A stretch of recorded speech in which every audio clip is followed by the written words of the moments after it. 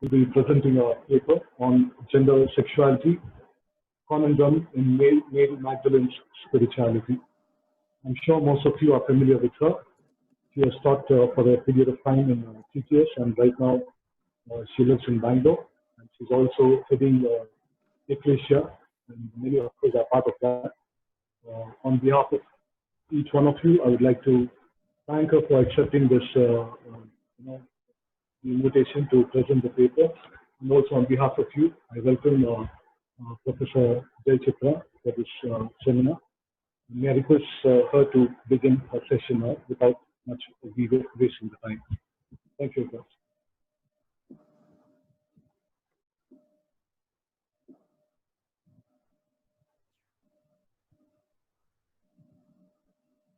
Over to you, Akam. Yes. I'm just so.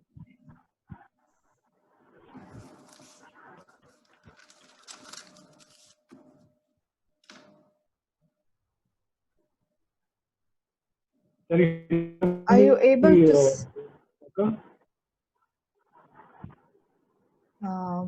Are you able to see my? Okay. Are you able to see the screen? Yes, we can see, ma'am. Okay.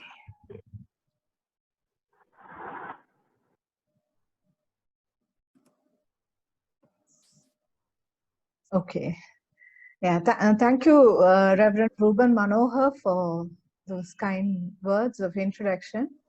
I also take this opportunity to thank Father Chandra Kunel, Director of Ecumenical Christian Center, and Malone, Deputy Director of ECC, for giving me this opportunity. Also, I would like to acknowledge my gratitude to Dr. Thomas Kuti for co-organizing this with ECC and Ecclesia. I have chosen this topic, gender sexuality conundrums and Mary Magdalene's spirituality, under our broader theme of wider contextualized spirituality. I would like to focus on Mary Magdalene's spirituality and see how gender sexuality play different nuances in understanding her spirituality. We see a movement from a penitent Mary or a repentant hoe to a saint. Now, if I start with this first slide where we see the impressions about Mary Magdalene as a sinner or a saint is a question that lingers in our minds. For New Testament scholars, this has been a great struggle down through the centuries. Where does really the problem lie? Or how do we understand Mary Magdalene's character as a sinner or a saint? I like to show you the next.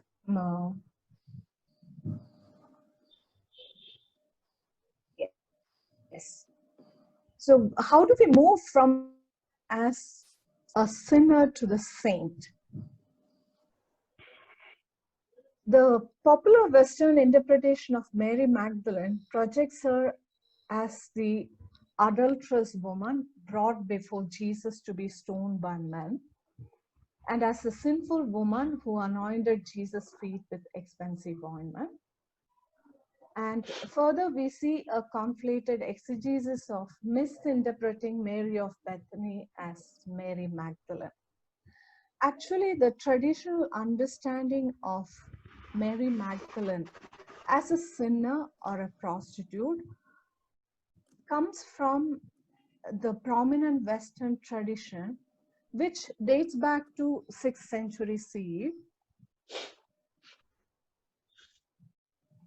when Pope Gregory I or Gregory the Great had made a conflated exegesis on Mary Magdalene, combining three passages. John 8, 1 to 11, the woman adultery. Secondly, the sinful woman who had anointed Jesus' feet with expensive ointment, that comes in Luke 7. And then chapter 12 of John, where Mary of Bethany is thought to be as the same person as other two women in those two narratives. Here we see the Western interpretation of Mary Magdalene as a sinner going back to 6th century sermon made by Pope Gregory I. I will read this for our understanding. She whom Luke calls the sinful woman, whom John calls Mary, we believe to be the Mary from whom 7 devils were ejected according to Mark. And what did these 7 devils signify, if not all the vices? It is clear, brothers, that the woman previously used the unguent to perfume her flesh in forbidden acts. What she therefore displayed most scandalously, she was now offering to God in a more praiseworthy manner.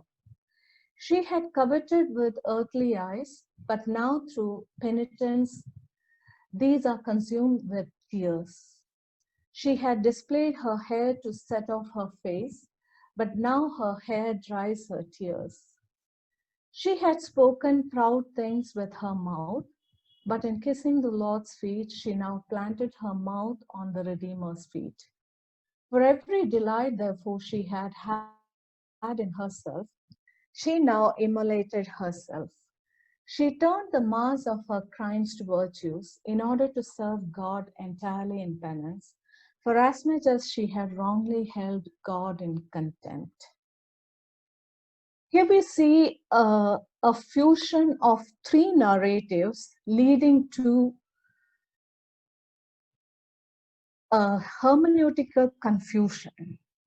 Fusion of 3 different narratives leading to a hermeneutical and theological and even ethical confusion. The whole identity of Mary Magdalene is brought to question by making such an impactful sermon by compiling 3 narratives. And the effect of this misinterpretation has lasted for almost 1400 years, that is 14 centuries.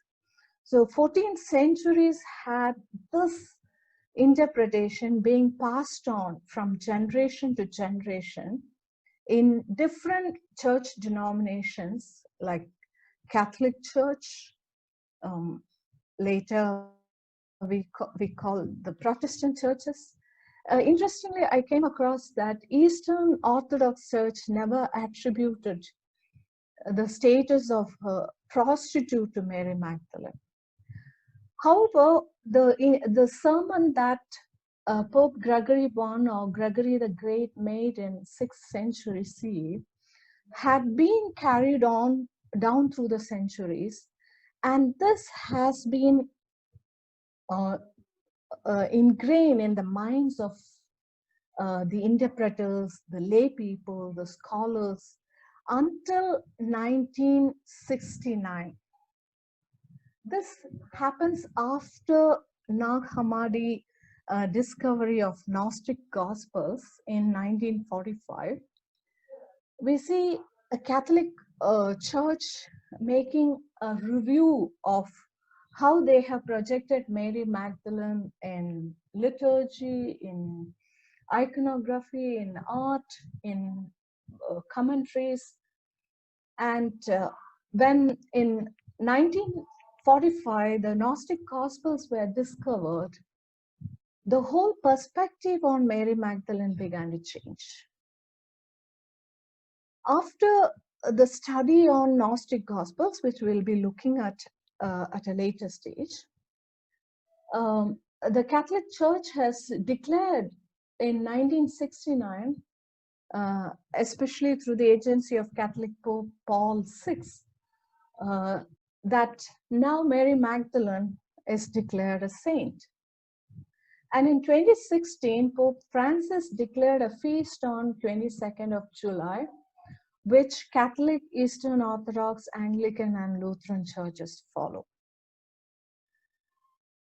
So I have just shown you the movement of Mary Magdalene from being termed as a sinner to the declaration of her as a saint. But this just happened in a few minutes here in this Zoom meeting. But in reality, in history, it took about 14 centuries.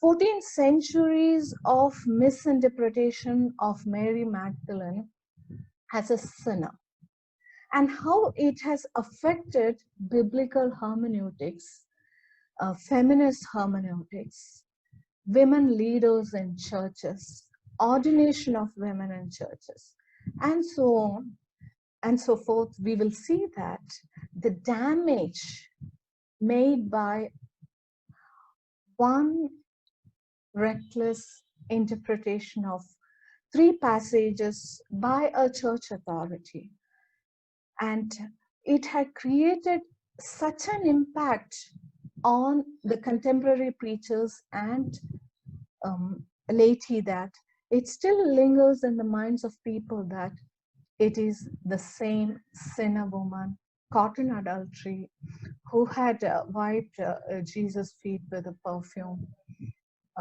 and the one who had who was serving, who is Mary of Bethany. Now, if you look at Mary Magdalene in canonical Gospels, what do we see? We have about 12 references to Mary Magdalene in canonical Gospels. And they simply say that she is from a place called Magdala, west shore of Galilee. And then she had encountered Roman military occupation and heavy taxation and sexual and psychological exploitation.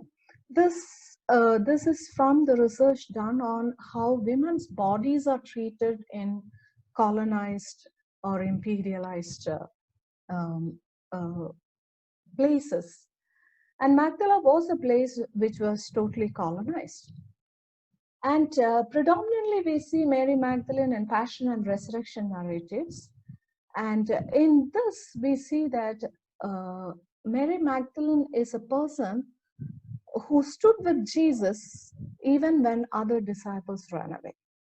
And we also see Mary Magdalene as a person who knew where the body of Jesus was laid. And all the 4 gospel traditions attest to Mary Magdalene witnessing Jesus' resurrection, or the first witness of the resurrected Christ. In John's Gospel, or the 4th Gospel, she is mentioned, she alone is mentioned. Now, she is the first witness to manifestation of the resurrected Christ. In this regard, we generally term her as the apostle to the apostles. And that's the end of her in the Bible. And when Paul refers to the charismatic statement in 1 Corinthians 15, 3-5, there is no mention about Mary Magdalene. The traditional kerygma only states that Jesus appeared first to Peter. So the tradition of Mary Magdalene as the witness is totally missing in the Bible, and we don't have any of her reference after gospel tradition. Now, I would like to draw your attention to how Mary Magdalene is today accepted as one of the first woman mystic and ascetic.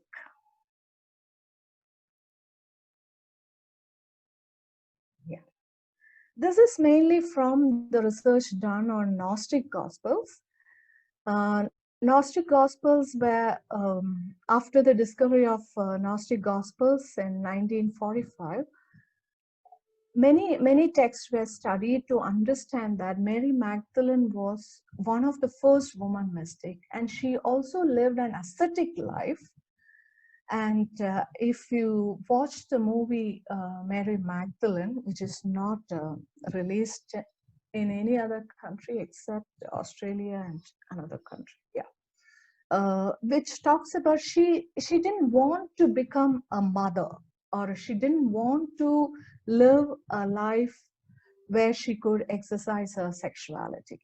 She wanted to live a life of asceticism, which is very clearly depicted in Gnostic Gospels. I would like to draw your attention to one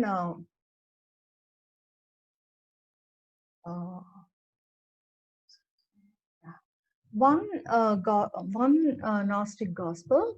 I just want to give a gist of this Gospel account. In the Gospel of Mary, Mary Magdalene appears as a disciple, singled out by Jesus for special teachings. In this Gnostic text, the other disciples are discouraged and are grieving over Jesus' death. Mary stands up and attempts to comfort them, reminding them that Jesus' presence remains with them. Peter asks her to tell them the words of Jesus, which she remembers, or she might know which the other disciples have not heard. His request acknowledges that Mary was preeminent among women in Jesus' esteem, and the question itself suggests that Jesus gave her private instruction. To his surprise, she does not reminisce about past conversations with Jesus, but claims that Jesus spoke to her that very day in a vision. The vision is given in the form of a dialogue between the Lord and Mary. The Lord himself says that she is blessed for not wavering when he appears to her in a vision. When all the other disciples are weeping and frightened, she alone remains steadfast in her faith because she has grasped and appropriated the salvation offered in Jesus' teachings.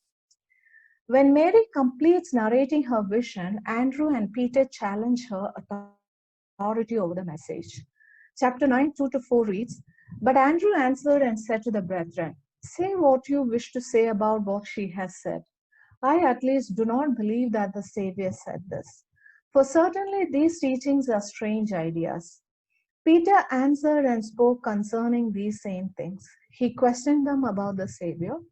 'Did he really speak with a woman without our knowledge and not openly? Are we to turn about and all listen to her? Did he prefer her to us?' At the end of the dispute, Levi confirms that indeed the Savior loved her more than the rest of the disciples. While her teachings do not go unchallenged, the concluding part of the Gospel of Mary affirms both the truth of her teachings and her authority to teach the male disciples. She is portrayed as a prophetic visionary and as a leader among the disciples. Now, this is just one Gospel account, which is not included in the canon. But if we analyze, I mean, I have done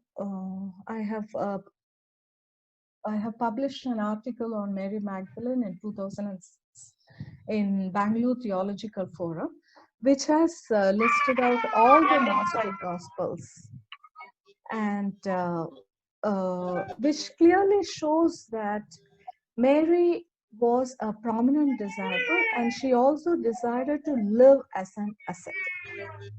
Now, coming to the last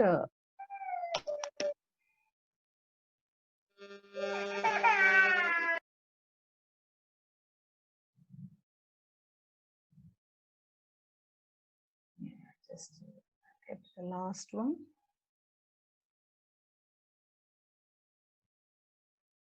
Yeah. So coming to the last slide, from what I have done, I have shown you how the one single sermon of Gregory the Great had influenced the whole interpretation of Mary Magdalene as a prostitute, as a sinner, for about 14 centuries until 1969, when she was declared as a woman saint by the Catholic Church. And I also have shown you how Gnostic Gospels have given us a totally different impression about or historical aspects about Mary Magdalene. We also have documents about how she had fled from Palestine, and she lived in Gaul, or the present France, and how she lived in a cave, totally spending time in an ascetic life. Now, from this, I would like to bring the gender sexual conundrums, the challenges that we face today when we juxtapose Mary Magdalene and women leaders in our churches today. Global memory of Mary Magdalene, barbarian transmission of culture. This is Homi Bhabha's idea of how global memory has influenced the historical aspects and how it has been transferred down through the centuries for people to remember as it is happening now. When we talk about Mary Magdalene, for us as the readers and interpreters, we view her or we relive her life as of now. And in that process of remembering, we many times fail to reconstruct the memory, but we follow the same memory that has been ingrained in our minds.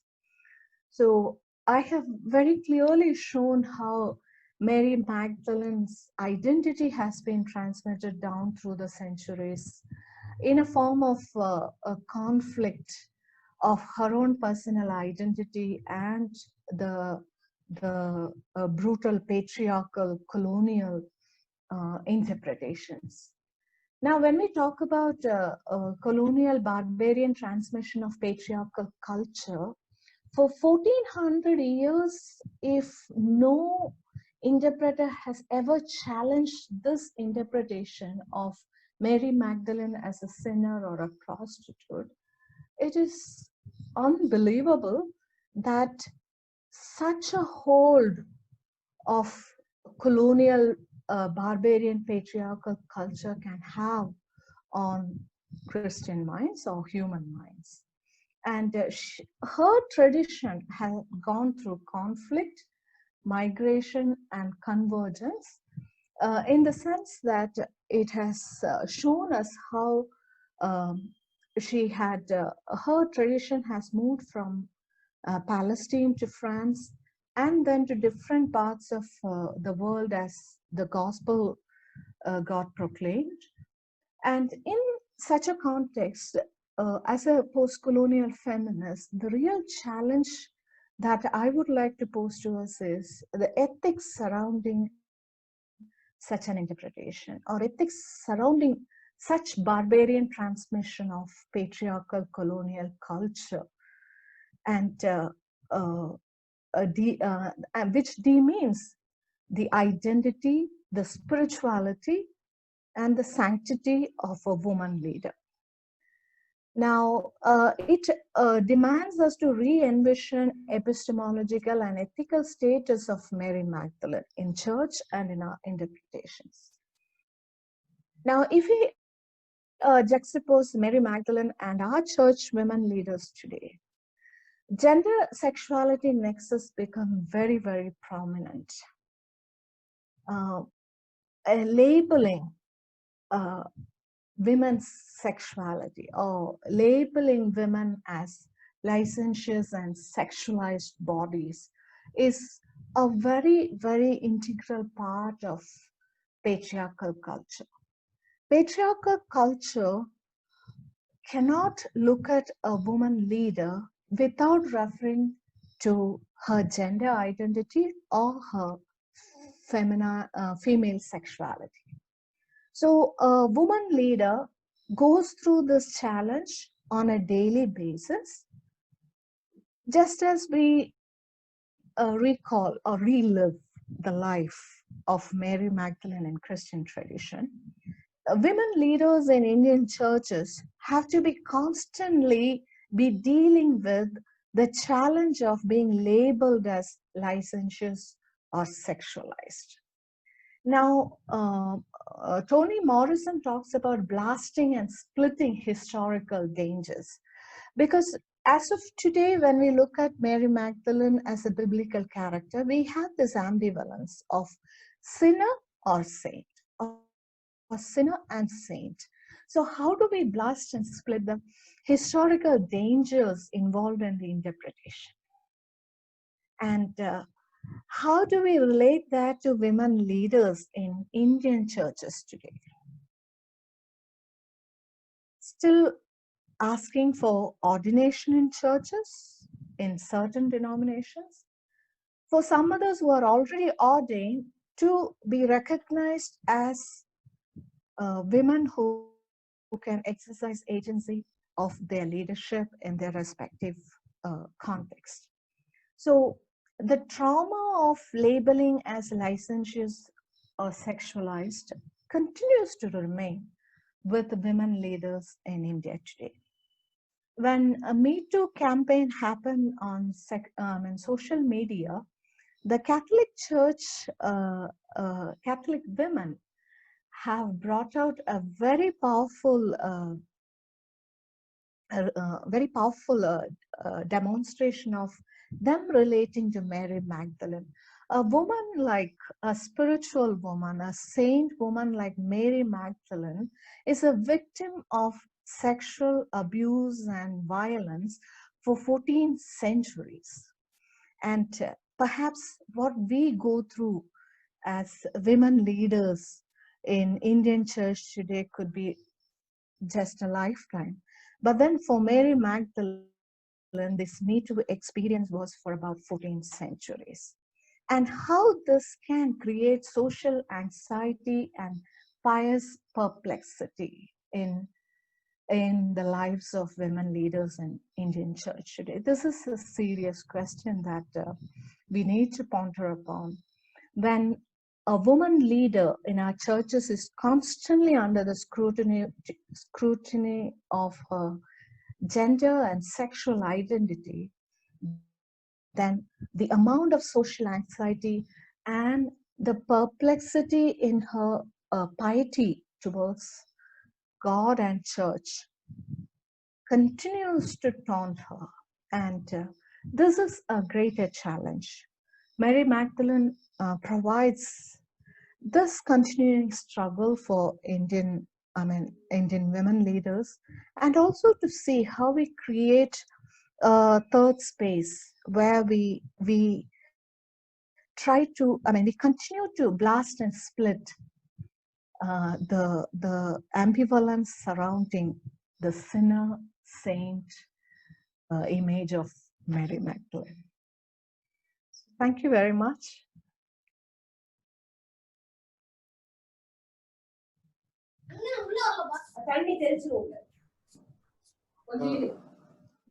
Hi, Ruben. You may please take over it again. Yeah. Thank you, Professor Jai Chitra, for that presentation. I think you've just invited us once again to ponder on this particular text, Mary Magdalene. And we have also brought in the issues that women face in today's context, especially in the church. So once again, I want to thank you on behalf of all those who are online. Thank you very much for this paper. Probably we'll go with questions. What will those anybody, if you have any question, either you can put it on the group box or raise your hand. Then we'll take 3 questions and then ask Professor to respond to that, and then we'll see further how it goes on. Is that fine? Is that fine with you, Akka? Yes, yes.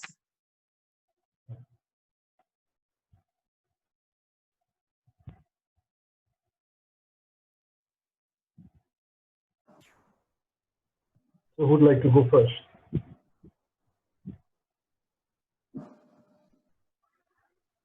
So if you don't have time to type it, you may please just raise your hand. We will unmute you. Yeah, but, okay, we have one. That is someone, Andrew, and then did Mr. Praveen D'Souza read Yeah. first? Andrew, then Mr. Praveen, and then anybody else? Okay, Praveen, you can go ahead. Andrew. Sorry, Andrew first. Yeah, just want to thank Dr. Jay Chitra for this meaningful presentation. And going through the entire talk that you had presented this hour, this time. So Gregory becomes a very important person for you, who is changing the narrative of Mary, if I could gauge from your paper. Then also you backtracked a little bit, pushed back a little bit to the Nag Hammadi text, Gnostics text, and that becomes your source for bringing back Mary into the picture of ascetic leadership. If I'm correct with what you're trying to say. My question is, for all of us to think about is, how legitimate is the source of the Gnostic text, one thing, and also the traditional gospel texts, which are under male authorship. So these are my two questions. I say about the Gnostic text because the Gnostic texts are also written in a particular biased perspective, where the Gnostics are in the margins, and Mary is a character that is configured by the Gnostic writers to portray, to legitimize their power against the apostolic authority. And the Gnostics in Nag Hammadi, if I could go to the historical context, and these are the monastics which are in conflict with Alexandrian institutional power. And so they're bringing in Mary to legitimize their power. So how relevant is that source that you're using? And how relevant is the gospel text itself, because it's a male authorship, so there is a struggle here to entirely reconstruct the woman figure. So even Gregory does not have, he's been influenced by these sources to construct Mary. That's what. Thank you, Mr. Andrew. Can you just repeat the second question? First is about the legitimacy of the Gnostic text. And what was your second question? My second question is going back to the source of even the Gregory, who is also he's not using the sources properly of even the Gospels. The Gospels are giving a multifaceted picture, which is under male authorship. So how do we also look at? My question is on the sources that you're using. How do we again reconstruct, because the sources are again giving us problem. Okay, thank you. Now, Mr. Praveen D'Souza.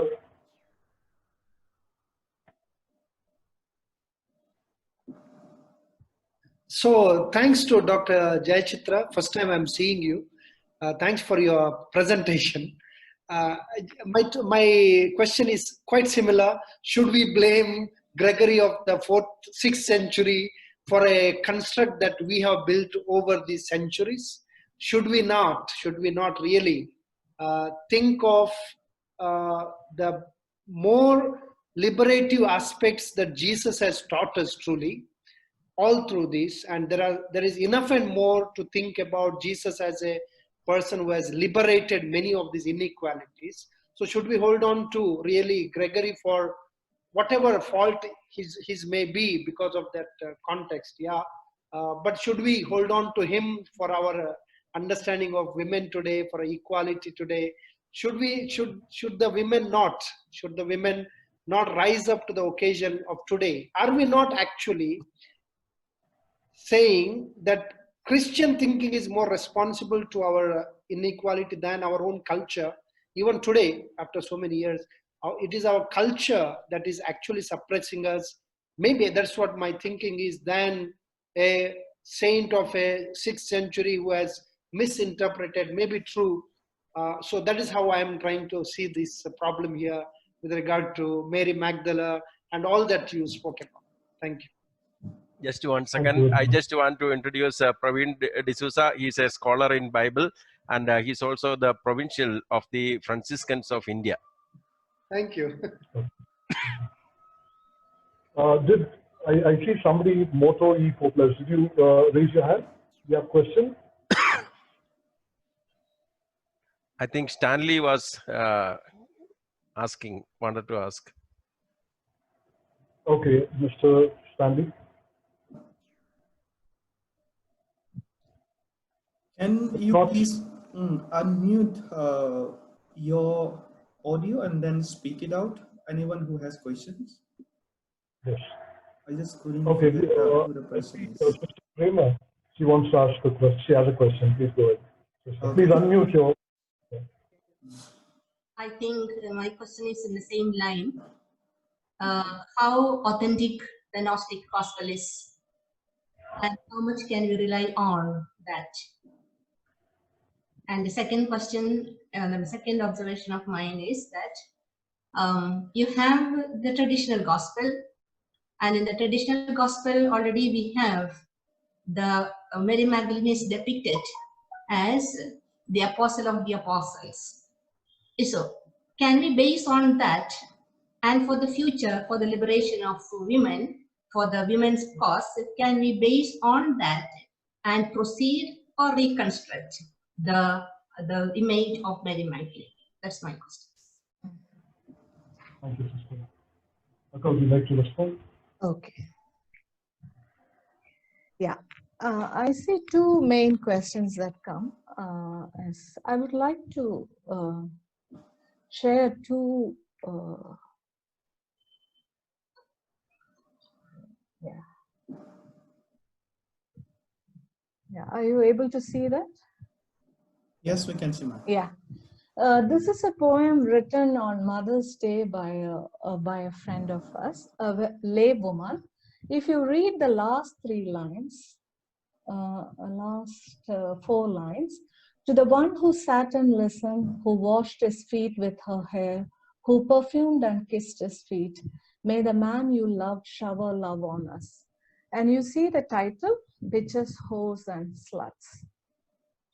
So this is the impact of Gregory today on our minds.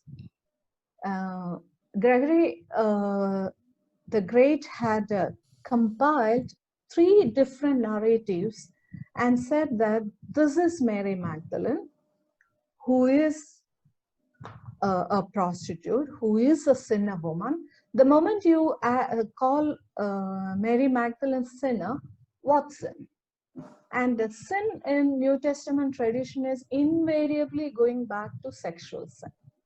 So it has become a traditional knowledge, and why Gregory becomes so prominent in today's interpretation is that his interpretation went unchallenged for 14 centuries. Isn't it unbelievable? And the whole Catholic tradition, followed by Protestant tradition, believed this just because a church authority, a male authority, declared it. And then we have the same understanding. Perhaps the poet would not know Gregory the Great, but she has used Gregory's interpretation for a 21st century poem. Where did she get that interpretation from? That is the impact of Gregory. the Great in today's interpreters' minds. And why we still hold on to Gregory the Great? Just to say that he was wrong. We are not giving any, or we are not attributing any glory to him anymore, because in 1969 the Catholic Church has declared, after 14 centuries, the Catholic Church came up with the declaration that all these centuries what we portrayed Mary Magdalene as a sinner, a prostitute, is wrong. And then they attributed sainthood to Mary Magdalene. And I was trying to see whether any Catholic and New Testament scholars have made study on this. I see a kind of silence that it is a major blunder, major historical hermeneutical blunder. And I'm not saying that, I'm saying very clearly that it is a historical hermeneutical blunder, which has influenced the thinking. And a Protestant woman like the poet I showed, where does she may not even know Gregory the Great, but she knows what he had interpreted Mary Magdalene as. Now, the legitimacy of Gnostic text, I want to show you another, I will share this because it would be easy for me to read it then. Yeah.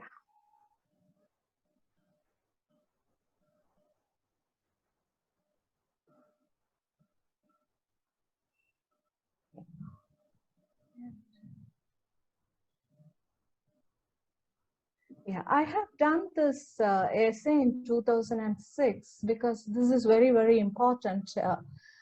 Canonization, or the politics of canonization, is very important to help us to understand why Gnostic texts were not included in as canonical gospel. I'll just read 2 paragraphs which should help us to understand. The very word canon has a colonial connotation as it refers to the rent paid for land to the Roman emperor. The formation of canon was greatly influenced by the opposition from the Roman emperors in its early stages, and later on by their excessive military favor. It was during the empire-wide Diocletian persecutions in 4th century that the Christians were forced to hand over their sacred scriptures to the Romans to be burned. Since they wanted to preserve their sacred writings, they had chosen writings of lesser importance to be handed over to the Romans. It might be most probable that Gnostic literature of lesser canonical value was chosen to be buried for 2000 years during this imperial time.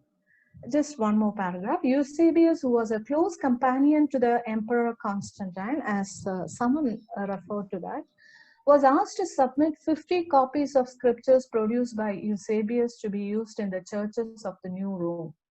These copies received the approval and support of the emperor. Eusebius' involvement in the selection and production of the scriptures and Constantine's acceptance of them probably influenced many churches in the Roman Empire in the final stages of their selection process.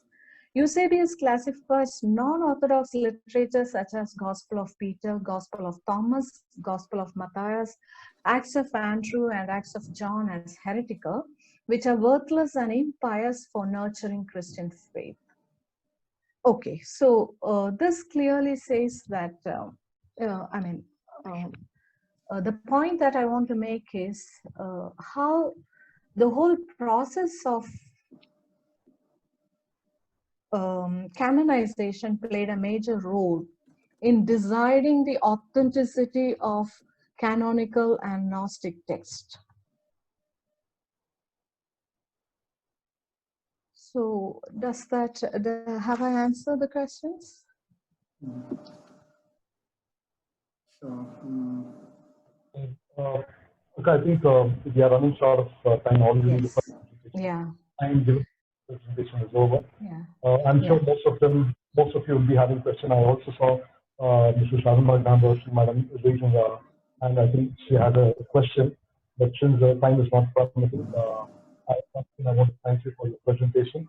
And on behalf of everybody, thanks for leading us in this passage. Now I'll hand it over to my dear friend from UCC. Sorry, I forgot your name. Minlun. Mello.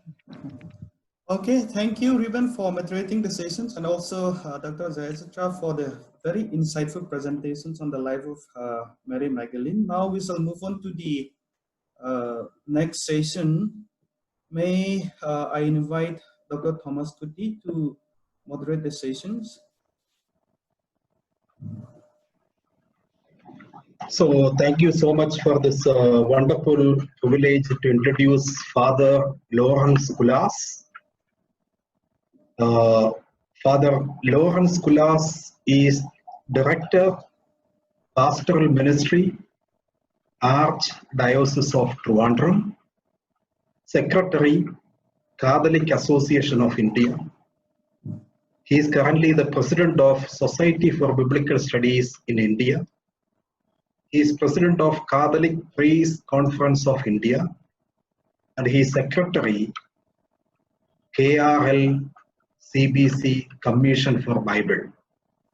So we are privileged to have such a very responsible and very prestigious person among us to present a paper on the topic contextualized Martian spirituality. Once again, contextualized Martian spirituality. Over to Father Lawrence Kulas. Thank you, Dr. Thomas Kuti, Johnson Thomas Kuti. Good evening to all of you.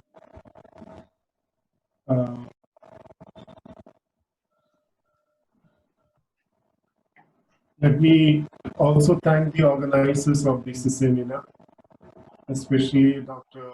Matthew Chandra Kumeo and the Deputy Director Nil, and also Dr. Johnson Thomas Kuti. My paper mainly focuses on the element of inclusiveness in Matthew. Therefore, I retitle the paper,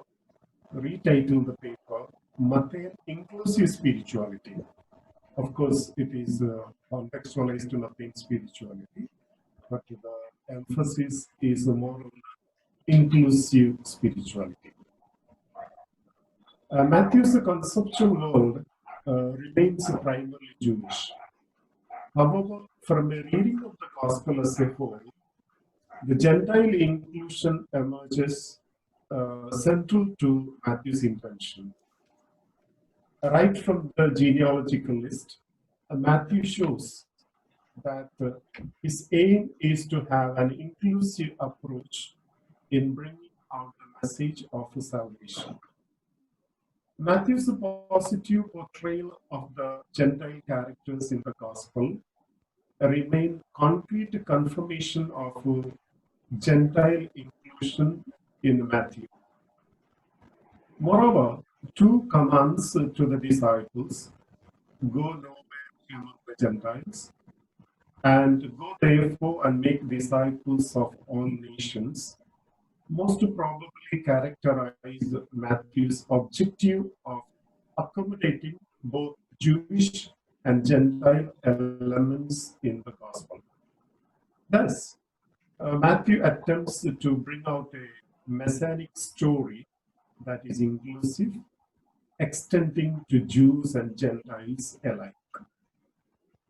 In narrating so, does Matthew envisage a borderless spiritual formation through his gospel? Does Matthew intend a spirituality that crosses the human-made boundaries like caste, color, ethnicity, gender, denomination, and religion? Analyzing a few micro-narratives of Matthew, I make an attempt to answer the above questions. First, genealogy. Matthew begins the gospel with the genealogy of Jesus Christ. An important point in the genealogy is the presence of 5 women who are either Gentiles or involved in some sort of questionable sexual behavior. Rahab, Ruth, the wife of Uriah, and Mary. The inclusion of women, with the exception of Mary, there is no hint of Mary being a Gentile, in the genealogy remains significant. Matthew begins the genealogy with Abraham and proceeds to David, highlighting the presence of people of God or Israel. But 4 women in the genealogy are Gentiles. The focal raison d'etre for Matthew's inclusion of these women relates to one of the Gospel's primary theme, the inclusion of the Gentiles in the plan of God from the beginning, God's marvelous inclusionary plan for humanity. Moreover, the 4 women from different nations and cultures reveal the wideness of God's mercy and that God will draw those who are to be saved from all the nations of the world. Thus, Jesus is not only born in the covenant between God and Israel, but he is a child of humankind as a whole. Therefore, Matthew intends that Messiah comes from a Jewish line that already includes Gentiles, and God's salvific scheme is universal. For the Matthean community, inclusion of Gentiles together with the people of God provided the message of coexistence of tradition and newness. Tradition, the Jewishness, and the newness, the Gentile. Here Matthew propagates inclusive spirituality. We have a God who welcomes all people and whose purpose is to include all in his saving acts in history. This principle is at the heart of an inclusive spirituality. Second, visit of Magi. The story of Magi is unique to Matthew. The Magi are wise men, originally members of the Persian priestly class, serving the ruler, who are associated with the interpretation of dreams, Zoroastrianism, astrology, and magic. They are from the east. This could be Persia, East Syria or Arabia. Therefore, they are representatives of Gentile. The Magi come to Jesus following a star, which brings them to the precise location of Jesus. In narrating so, Matthew ascribes it to a miraculous phenomenon directed by God. Hence, the coming of Gentiles from the east is willed by God. The Gentile faith associates the birth of a new ruler with the astronomical phenomena, and the Jewish faith relates the hope of Messiah to the star of Jacob. The star thus forms something of a hermeneutical bridge, binding together pagan astrological hopes and Jewish biblical promises. The motive of Magi is to worship or pay homage to Jesus. Matthew sets up a deliberate contrast between the Gentile Magi, who sincerely wish to pay homage to the King of the Jews, and Herod, who claims to be King of Jews and rejects offering homage to Jesus. Thus, the Magi prefigures those Gentiles who are part of Matthew's community. In the story of the Magi as well, Matthew adopts a universal perspective of his gospel. Matthew's purpose of placing the Magi in the Christmas story is obvious. As he has Gentiles in the genealogy, Matthew wishes to say that God surmounts racial and moral barriers to his saving work by calling to the Son those considered most unworthy.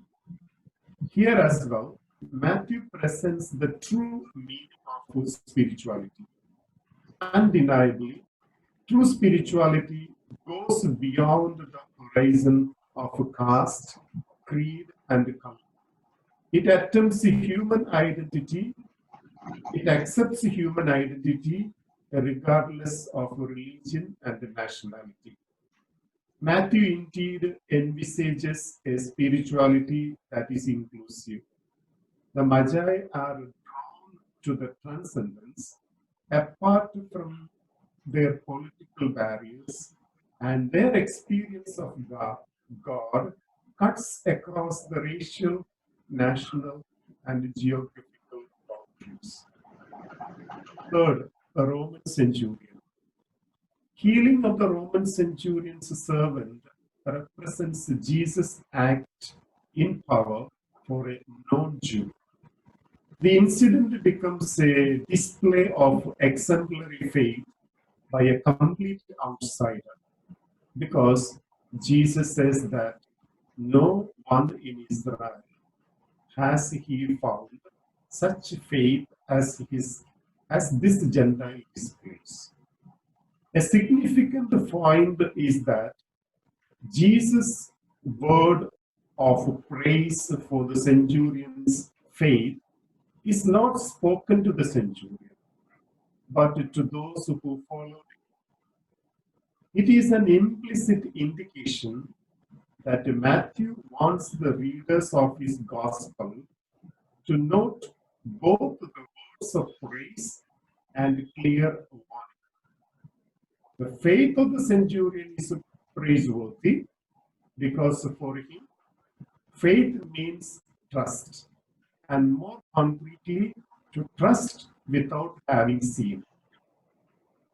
And it is a warning because faith, not ethnicity, status, birth, wealth, or gender, constitutes the identity and lifestyle of the community of disciples. Therefore, the Gentiles' recognition of Jesus' power and its source in God provides a model for all believers.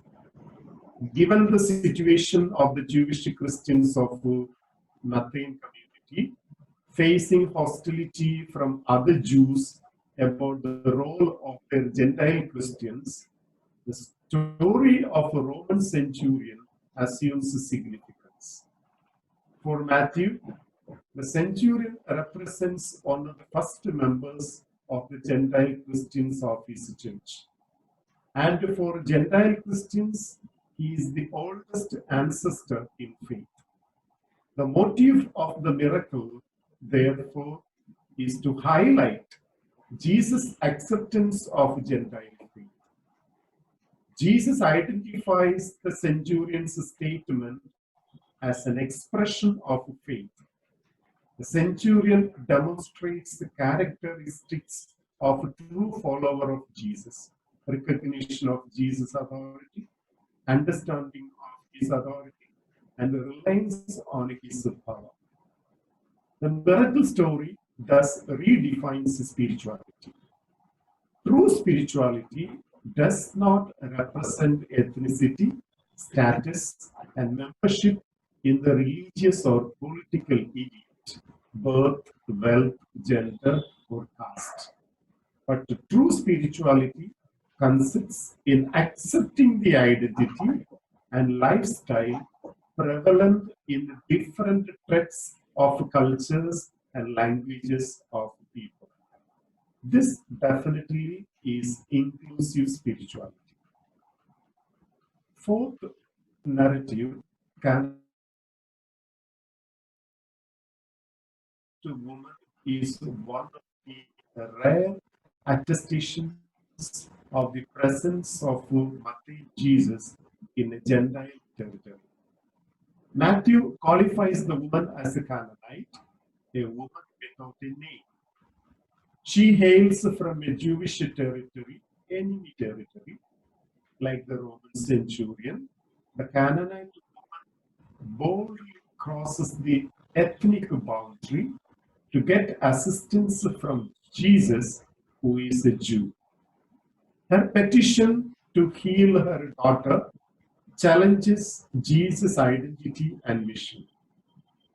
Her request demands to make available to her family what is available to Israel.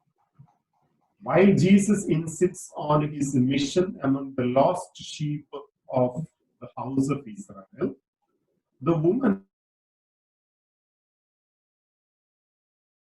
recognizing their authority, affirms the significance of the Gentiles.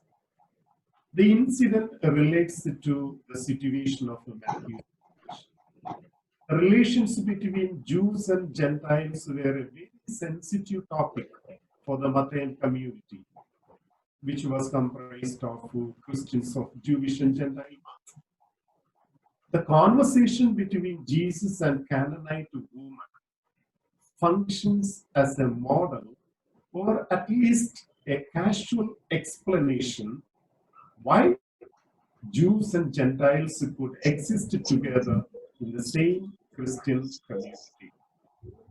Jesus' acceptance of Canaanite woman's faith challenges the standards of conventional spirituality, ethnicity, caste, gender, language, religion, politics, and economy. Matthew thus affirms that ethnicity or religious tradition is not a hindrance to anyone to have a true God experience. The story serves to provide the right perspective on inclusive spirituality. Gender, ethnicity, culture, and religious traditions of the other are necessary elements in the order and plan of one's spiritual growth.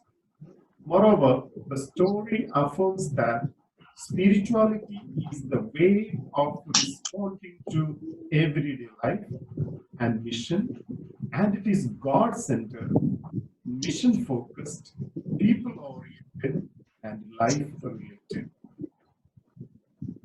Fifth, acclamation by Roman centurion's God. The final acclamation of the Roman centurion's God takes place in the context of Jesus' death.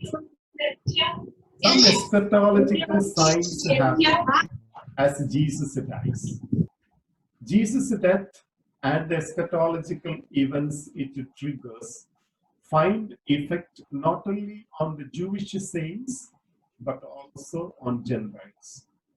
The Roman execution squad is converted by seeing these events, and they acclaim, truly this man was God's son. The Gentile soldiers become recipients of God's act of revelation at the cross. What has been anticipated and partially demonstrated in the rest of the gospel becomes emphatic and complete at the cross.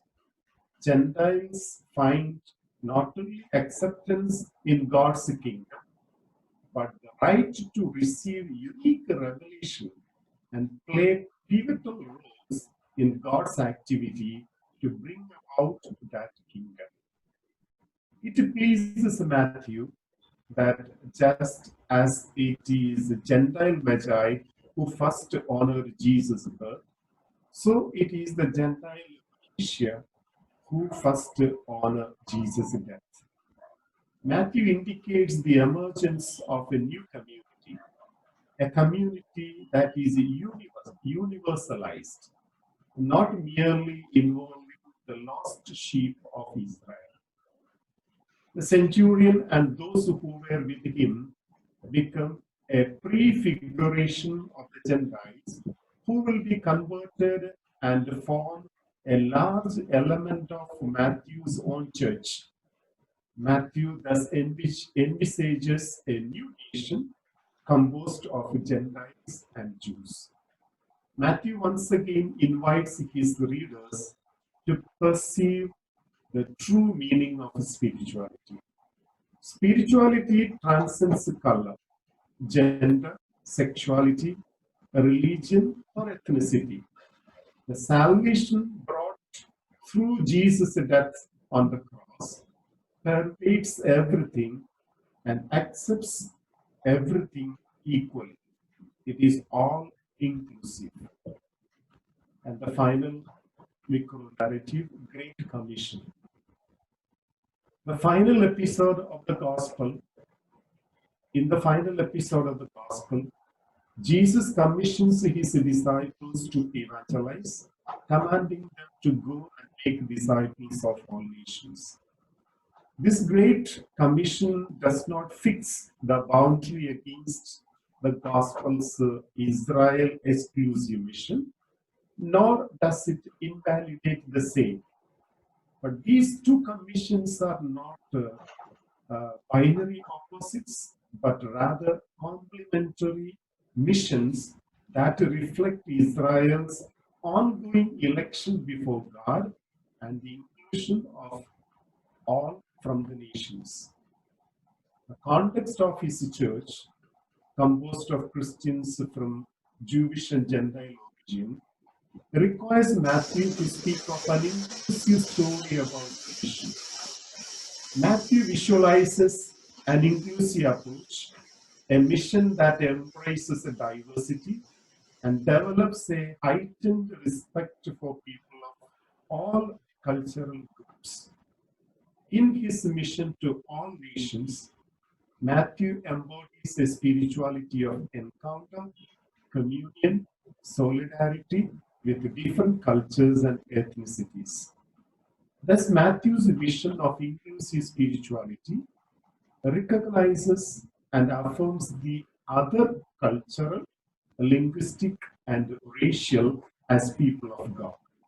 In other words, Matthew embraces a spirituality of inclusion and assimilation. So, the above analysis of a few passages from Matthew helps us to bring out the lessons on inclusive spirituality. I group them into three. First, spirituality accommodates both old and new. Matthean community first probably began with the people of God, Israel. However, the Gentiles responded to the gospel in good numbers. We have seen some examples. In such a context, Matthew opts for an inclusive approach, seeking to bridge the gap between the Jewish past and the Gentile present. Matthew does not discard the traditions of the original Jewish perspective, but absorbs them into a new synthesis. Though Matthew insists on Jewish or old perspectives, he frequently asserts true spirituality by accommodating Gentile or new perspectives. In other words, Matthew provides a new dimension and orientation to the existing religious regulations by accepting traditions and cultures of other religions. Thus, Matthew ascribes himself as a scribe who has been trained for the kingdom of heaven.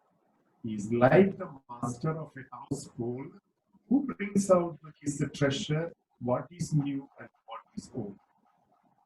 The new is accommodated, but the old is not thrown away. Matthew's inclusive approach, accommodating old and new, reflects an alternative inclusive spirituality. Matthew incorporates new elements for Gentile women, Roman centurion, Canaanite woman, a Roman centurion and those with him, and mission to all nations. The existing tradition, traditions to the existing one. Matthew is not proposing discontinuity with the existing tradition, but an inclusive approach where the new precepts are absorbed into the old, thus becoming one. Matthew does not throw away the various threads of old Jewish traditions. Rather, he takes them in to characterize the nature of his church, composed of both Jews and Gentiles. Similarly, true spirituality goes beyond the horizon of a caste and creed and color.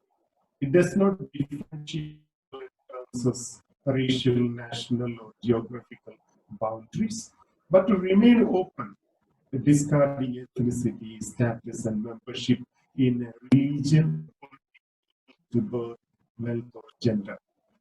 Matthew's approach to spirituality is inclusive.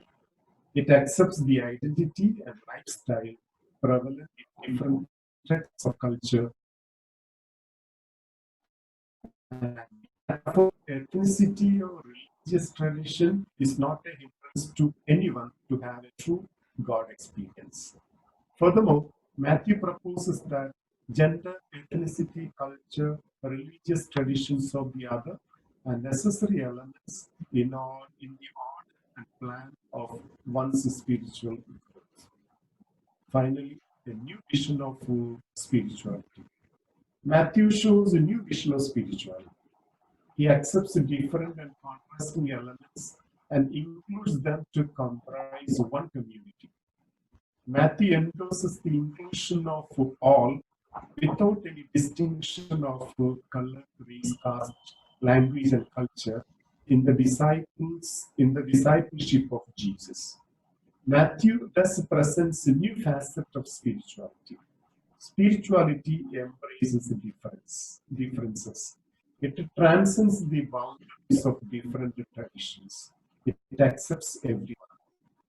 Matthew is contrary to the narrow understanding of spirituality, where the supposedly racially or religiously pure citizens are considered to be the spiritual persons. Matthew perceives rightly that true spirituality embraces different cultures and traditions and allow their mutual existence. Conclusion. Matthew successfully carries out the task of taking Jesus' message from its Jewish roots to the one meant for all nations. Matthew holds together various elements of his community that all members of the community might recognize themselves as one. Matthew speaks of the messianic story that is inclusive, extending to the people of all nations, envisioning a borderless spiritual formation. His vision of inclusive spirituality accommodates multi-religious, multicultural, and pluralistic contexts. It crosses the human-made boundaries like caste, color, ethnicity, gender, and denomination. This becomes significant in the contemporary context of our country, where spirituality is understood with its exclusive and parochial tendencies and approaches. Given what is happening around us, it is no longer enough that we sit passively and talk about division, narrow-mindedness, and insensibility to others. Inclusive spirituality is a personal invitation to reach out, collaborate in new ways, and include everyone. Inclusive spirituality offers a unique opportunity to each one of us. We, in our plentiful opportunities, need to embrace all others if we are to be fully human and fulfill the potential in us. Thank you so much for your patient listening. So thank you, respected Father Lawrence Kulas. So Father Lawrence Kulas was taking up 5 significant aspects from the Gospel according to St. Matthew: the genealogy, the narrative of the Magi, the Roman centurion, the Canaanite woman, acclamation of Roman centurion squad, and the Great Commission. Usually, whenever we think about the Gospel of Matthew, among the four Gospels, the Gospel of Matthew is always considered as the most conservative and most exclusive Gospel. But from today's presentation, we got an entirely different picture. Gospel of Matthew is no more to be considered as an exclusive Gospel, but rather it is an open-ended and inclusive Gospel. Some of the terminologies he used are true spirituality, inclusive spirituality, open spirituality, all-inclusive spirituality, embracing spirituality, and accommodative spirituality, absorbing spirituality, alternative spirituality, and a new vision of spirituality. So all these are derived from this gospel. Now, based on his lecture, now, if some of you have questions, we have 10 minutes left. You can raise your questions and clarifications. Anybody is raising hand?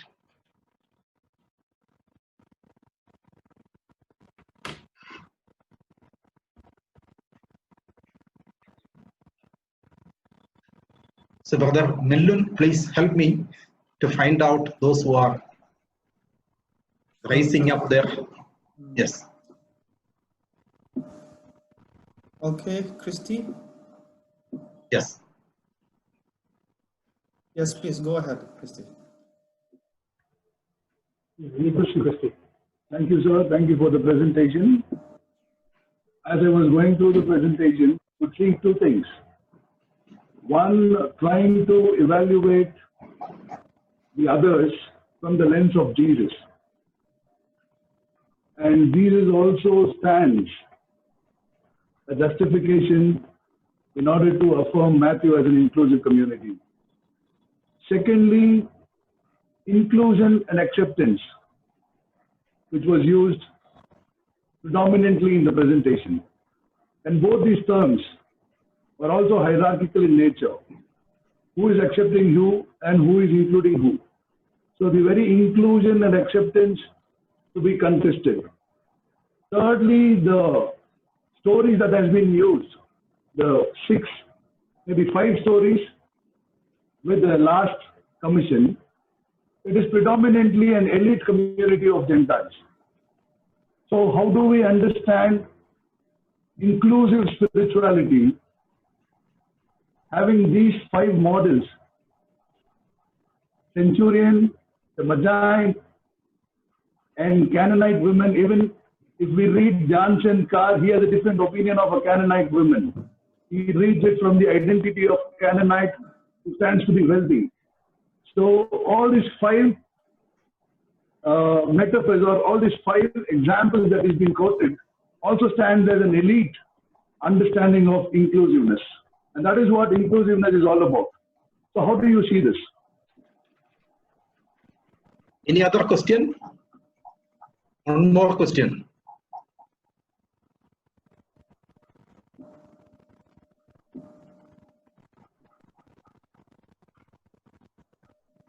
Anyone else?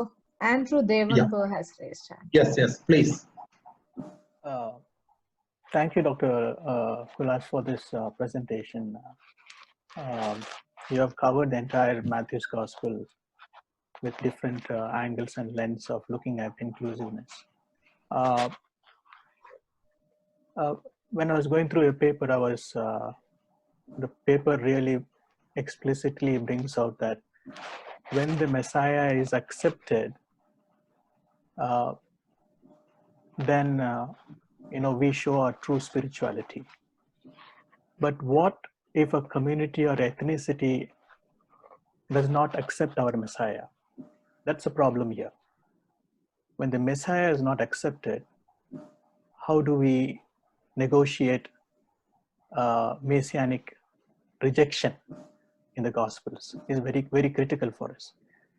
Why am I speaking is that because when we read the text of Matthew, there is an implicit anti-Semitic attitude going on in the gospel. Example, if you read Matthew chapter 21, the cursing of the fig tree, which is very, very critical for the gospel writer, is because the Messiah has been rejected by a particular ethnicity. So how do we negotiate in your study as you've gone through so much when people don't accept Messiah? How do we respond to them? And when they accept and embracing, is that true spirituality? Or how is Matthew negotiating when the Messiah is rejected? You know, that's also, and so the text is showing implicitly anti-Semitic attitude. So I mean, just reading the text. So I mean, you can help me out in this. So as the time is running out, one more person can raise the question, and then Father Kulas can answer and finish it. I think Yes. Emmanuel is having one question. Yes, Emmanuel, please. you may please go ahead. Yeah, please. I think what I understand through reading Matthew is this. It is the exclusive community that is trying to reach out. Matthaean community as such is not an inclusive community, but an excluded community which is open-ended. I think we should emphasize on this valid actuality of the Matthaean community. The exclusive and inclusive ideology then and now is quite different. I think the author of the presentation should not confuse this. So I invite Father Kulas to respond to these three significant queries. Yeah, thank you so much for your response and the questions. The intention of the paper was mainly to bring out that in Matthew there is an element of inclusiveness, an attempt by Matthew to accommodate different cultures and ethnicity to form one community. The tradition and the newness goes together. And this actually is what the need of the time I felt. Today, when we divide people according to their language, religion, and culture, and that's what a narrow-minded thinking going on today, to divide the people according to their color and creed. Here, Matthew presents a new dimension. Different cultures and different elements or tradition and the newness can coexist, live together. And that is the dimension that I was trying to bring out. As the first person said, Christy said, of course, the selection of the different narratives, the 6 narratives or the 5 narratives, they also are some sort of elite group. But we know that the Matthaean world was, or the concept was Jewish, but you see there a deliberate attempt by the author to bring out, include these different groups there. That's what my intention. And the second one, Andrew was trying to say the acceptance of Messiah. If Messiah is rejected, then there is no inclusion in the community. But my point is here not the acceptance of the Messiah, but the acceptance of the other culture, the people of a different culture. And that is actually inclusive spirituality. And finally, of course, there is a convention that it is anti-Semitic. Matthew is anti-Semitic, as the moderator, Dr. Johnson, said in the beginning. Though this world, his conceptual world is Jewish, but going through the gospel, then from beginning to the end, Of course, there is an element attempt by the author to include the other element, the gender content said it is an open ended. Go and preach the gospel or make disciples of all the nations. It is an open ended, but it is already anticipated in the gospel through various in the various passages that we have seen. So this is what I would like to respond to the. We are not able to hear you.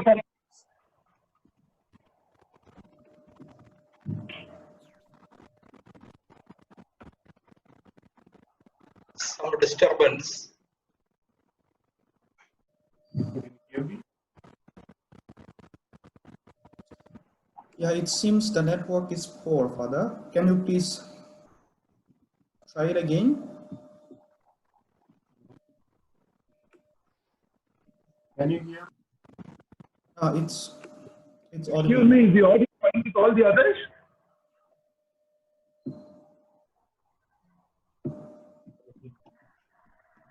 Hello. Okay, please, you may continue. Yes, yes. Was it not audible? Yeah, it's okay now.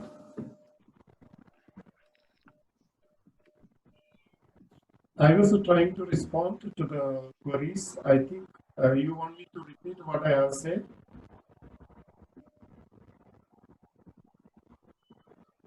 Not necessary. The last few sentences you repeat and go ahead. Yeah, the last few sentences.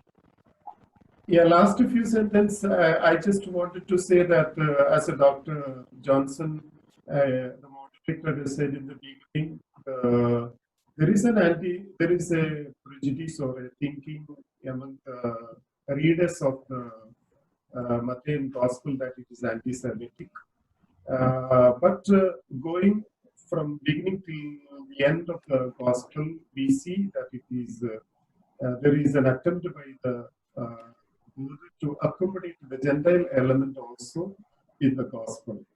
And I also said it is not the rejection of the Messiah, but non-acceptance of the Messiah. When the Messiah is not accepted, there is no inclusion in the Gospel. That's what Andrew Devon was trying to say. But my emphasis was on the acceptance of the other, acceptance of the other culture or the other person, the other culture or their ethnicity makes the inclusion. So that's what the point said.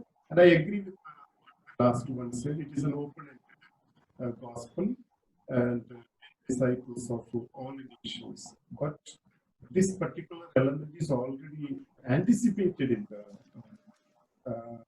implied in the gospel, where we see it explicitly in the analysis of 5 selected passages. So friends, as this is the concluding session, what I wanted to say is that usually there is a tendency whenever we interpret the Gospel of Matthew, we always grab a point that Matthew develops from exclusivism to universalism. But when Father Kulas was presenting his paper today, the first pericope, that is the genealogy, chapter 1 to 17, till the last pericope, that is the Great Commission in chapter 28, verses 16 to 20. So he is seeing a massive amount of inclusivistic aspects. Okay, that is a great discovery Father Matthew was presenting in front of us. That is what I wanted to say. So let us give Father Matthew a great applause. And he deserves great congratulations. Thank you. Thank you. Okay, thank you so much, Father, for bringing out beautifully how Matthew affirms ethnicity or religious tradition does not hindrance the experience of God. And thank you, Dr. Johnson, for moderating the sessions. Friends, for our next meeting, as Dr. Johnson had put it up on the chat box, the next presentation will be on Thursday, that is 14th of May, coming Thursday. The presenters will be Dr. Babu Savarik Kanu and Dr. Priscilla Papaya Durairaj. We would like to invite you to join again, even on Thursday. And thank you so much for your active participations and for your valuable time.